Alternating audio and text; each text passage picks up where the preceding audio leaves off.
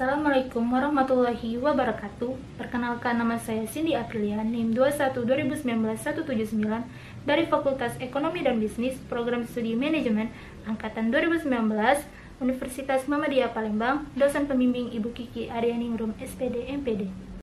Pada video kali ini, saya akan membahas mengenai pertahanan nasional. Apa itu pertahanan nasional? Pertahanan nasional adalah upaya mempertahankan kedaulatan negara yang meliputi keutuhan wilayah dan menjaga keselamatan masyarakat.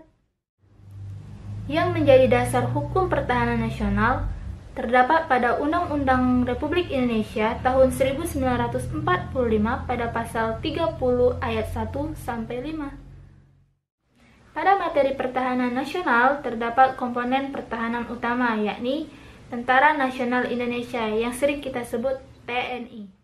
Dan terdapat pula komponen pendukung, yakni polisi, Satpol PP, Satpam, Hansip, dan sebagainya.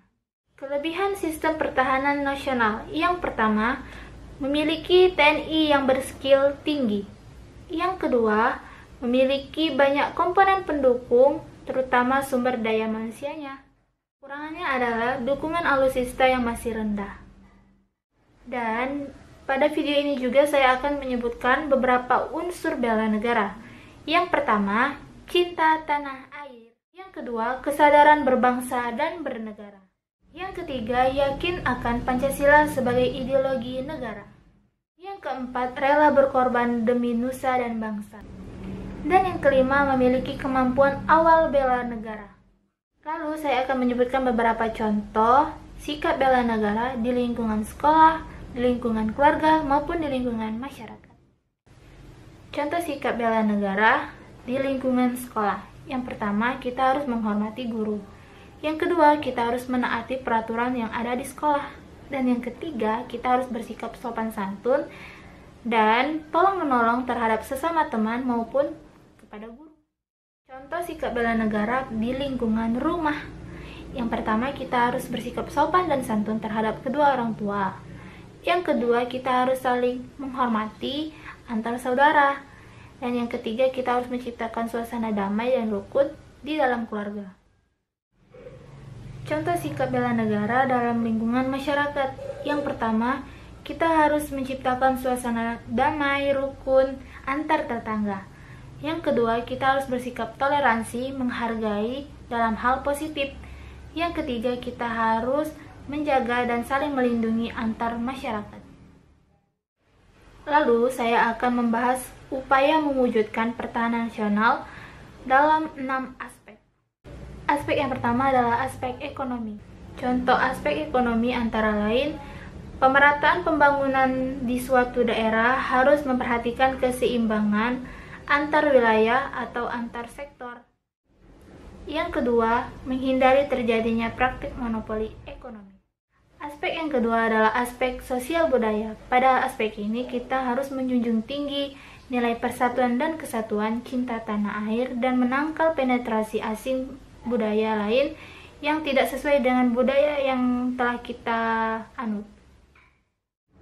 Yang ketiga adalah aspek pertahanan dan keamanan. Pada aspek ini kita harus tangguh dalam menghadapi hambatan yang datang dari luar maupun dalam yang mengancam identitas dan integritas nasional. Aspek yang keempat adalah aspek ilmu pengetahuan.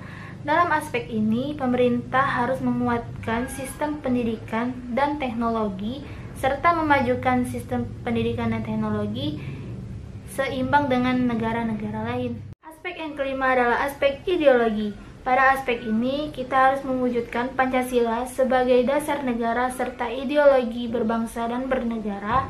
Lalu, pendidikan moral Pancasila harus diterapkan secara formal, baik di lingkungan keluarga, sekolah, maupun di lingkungan masyarakat. Dan yang keenam adalah aspek politik. Politik ini dibagi menjadi dua, politik dalam negeri dan politik luar negeri. Politik dalam negeri ini mewujudkan sistem pemerintahan hukum yang adil dan tidak pandang bulu. Yang kedua adalah politik dalam negeri. Contohnya, meningkatkan dan mengembangkan kerjasama internasional di segala bidang. Upaya yang harus dilakukan oleh generasi muda atau mahasiswa dalam hal bela negara. Yang pertama, kita harus meningkatkan keimanan serta ketakwaan kita terhadap Tuhan Yang Maha Esa. Yang kedua, kita harus belajar lebih giat lagi dan menguasai ilmu pengetahuan serta ilmu teknologi.